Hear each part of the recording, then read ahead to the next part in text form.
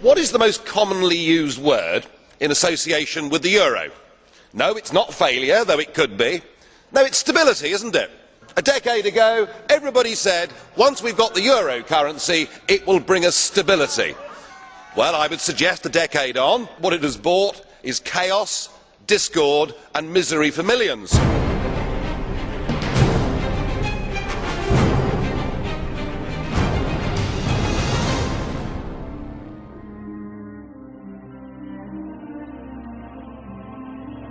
What's happened in the last week marks the beginning of the end.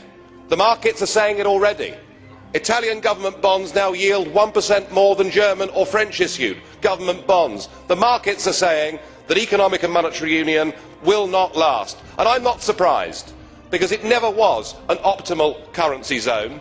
One interest rate could never fit all these different countries, and you've never had proper public support. The eurozone has never been tested, but it's about to be. Spain's in economic trouble. Italy, as German economists at the time said, should never have joined the euro. But the situation in Greece, I think, is where we should focus our attention. Thousands of young people out on the streets demonstrating, demanding their government does something. But the Greek government is stuck inside the euro straitjacket. There's nothing they can do. There's nothing a future general election can do in Greece to change anything.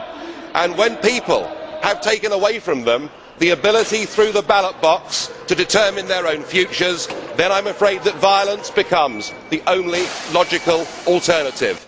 What you've done with this euro is you have trapped people in an economic prison. You've trapped people in a Volkerkerker from which to get out. It will take great courage, it will take leadership, or possibly the inevitable economic meltdown. And jeer on if you like, but have you noticed that on the bond markets this morning, Greek bonds are trading 233 basis points higher than German bonds? Now, I know that most of you in this room won't even know what that means, and those that do will do your best to ignore it. You can go on if you want, burying your heads in the sand. You can ignore the markets if you want to, but in time the markets will not ignore you.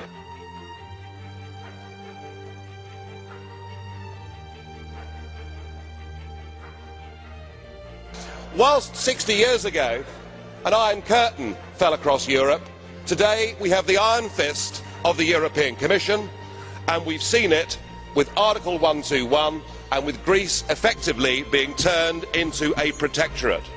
Poor Greece, trapped inside the economic prison of the euro.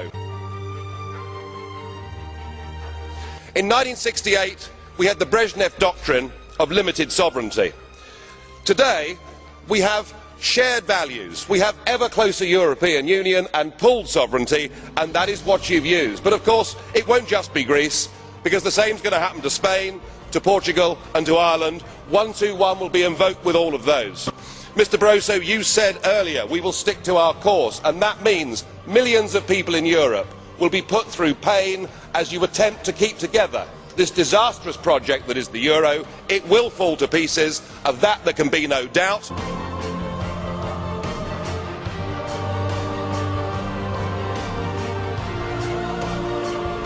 And now we have the situation in Ireland. Now I know that the stupidity and greed of Irish politicians has a lot to do with this.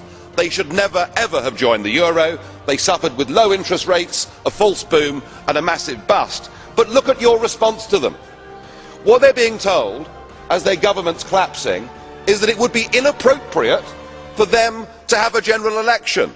In fact, Commissioner Rehn here said they had to agree their budget first before they'd be allowed to have a general election. Just who the hell do you think you people are?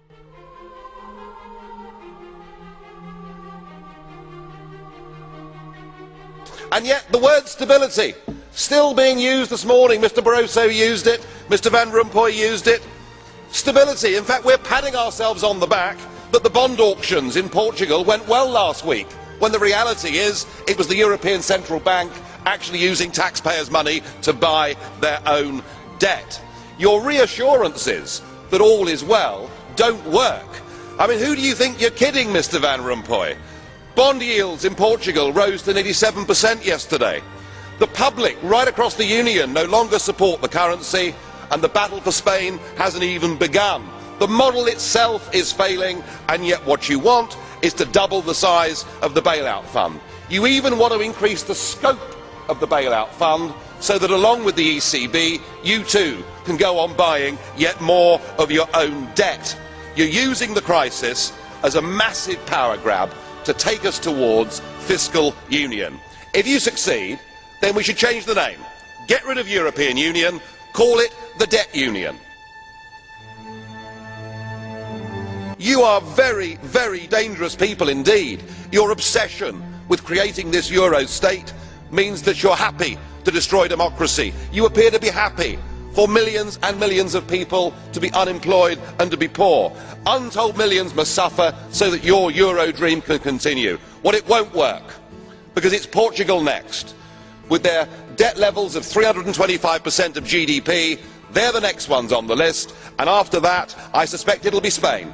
And the bailout for Spain would be 7 times the size of Ireland, and at that moment all of the bailout money has gone. There won't be any more. But it's even more serious than economics, because if you rob people of their identity, if you rob them of their democracy, then all they are left with is nationalism and violence. I can only hope and pray that the Euro project is destroyed by the markets before that really happens. Now, what you should be discussing at your summit on Friday is Portugal, because after the bailouts in Greece and Ireland, it's pretty obvious the markets are sending you all a message. Come in, number 3, your time is up. Portuguese bond yields on Monday hit 7.6%. You know that yourself. It was only at 7%, of course, when it got there that Ireland had to be bailed out. We've also got, in April, a massive rollover of Portuguese debt, another 20 billion that has to be rolled over.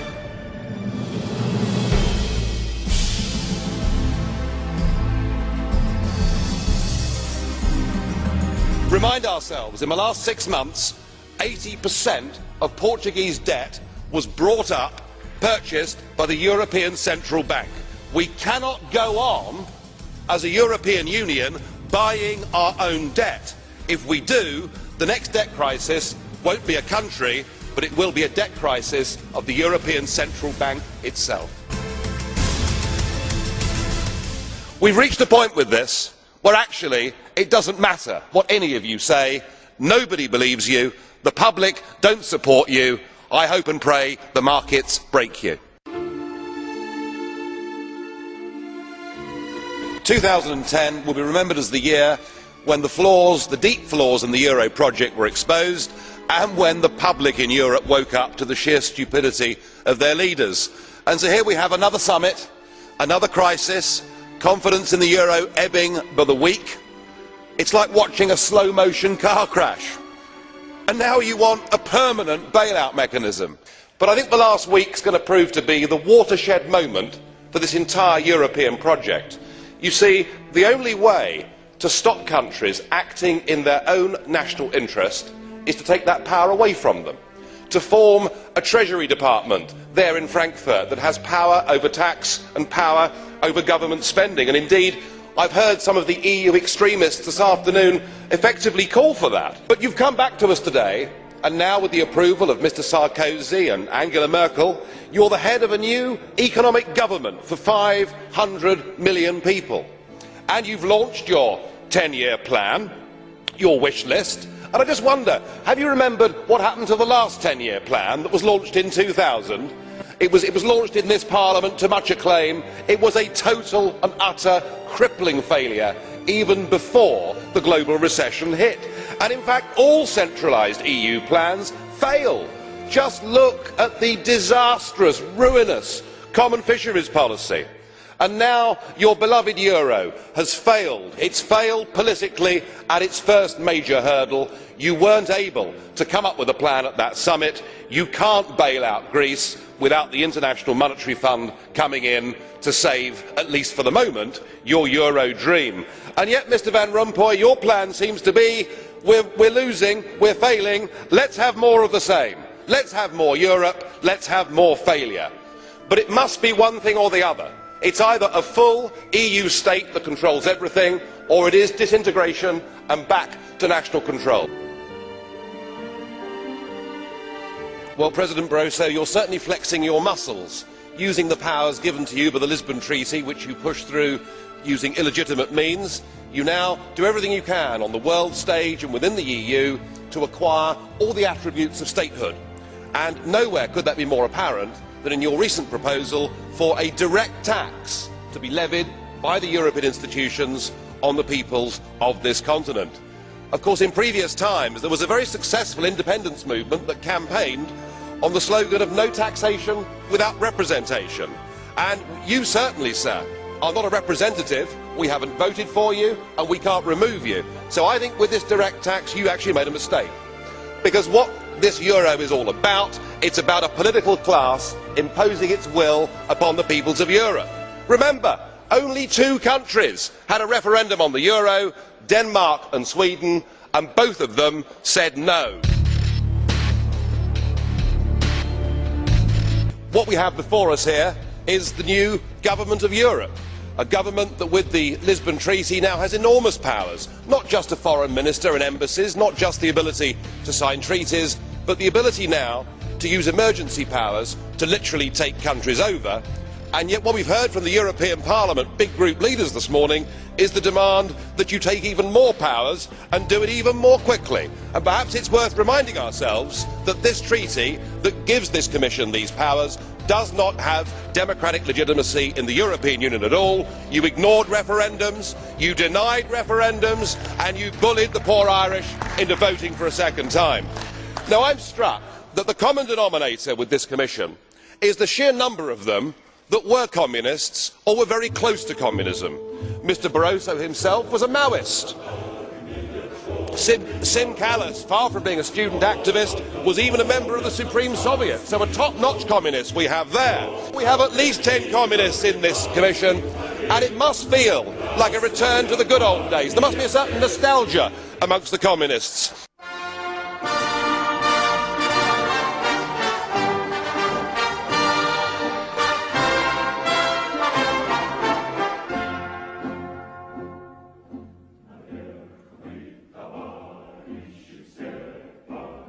Do enjoy the 10th birthday of the euro, because I very much doubt you'll be celebrating the 20th. What we've seen this morning has been reminiscent of the old Soviet times. Do you remember when the 5-year plans were announced to be successes, often before they were even launched, with much talk of record harvests and wonderful production figures for tractors? And I suppose, much like those days, we've been treated this morning to a succession of unelected, ageing bureaucrats telling us what a great success the whole thing's been. It's all delusional stuff. Just look around this chamber this morning. Just look at these faces. Look at the fear. Look at the anger. Poor old Barroso here looks like he's seen a ghost. You know, they're beginning to understand that the game is up. And yet, in their desperation to preserve their dream, they want to remove any remaining traces of democracy from the system. And it's pretty clear that none of you have learned anything. You know, when you yourself, Mr Van Rompuy, say that the euro has brought us stability, I suppose I could applaud you for having a sense of humour, but isn't this really just the bunker mentality? We need democratic solutions to this. If you go on pushing your extreme euro nationalism, this will lead to violence right across every member state in this union. And perhaps this is why we see the fear in the faces. Increasingly people are saying, we don't want that flag, we don't want the anthem, we don't want this political class, we want the whole thing consigned to the dustbin of history. We must put the future of Europe to people in every member state in free and fair referendums.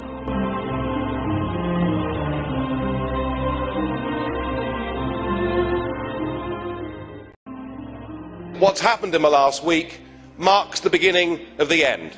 The markets are saying it already. Italian government bonds now yield 1% more than German or French issued government bonds. The markets are saying that economic and monetary union will not last. And what it has bought is chaos, discord and misery for millions.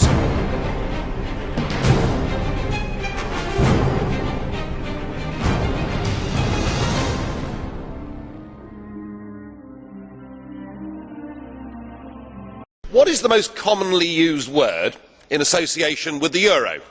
No, it's not failure, though it could be. No, it's stability, isn't it? A decade ago, everybody said, once we've got the euro currency, it will bring us stability. Well, I would suggest a decade on, I'm not surprised, because it never was an optimal currency zone. One interest rate could never fit all these different countries, and you've never had proper public support. The eurozone has never been tested, but it's about to be. Spain's in economic trouble. Italy, as German economists at the time said, should never have joined the euro. But the situation in Greece, I think, is where we should focus our attention. Thousands of young people out on the streets demonstrating.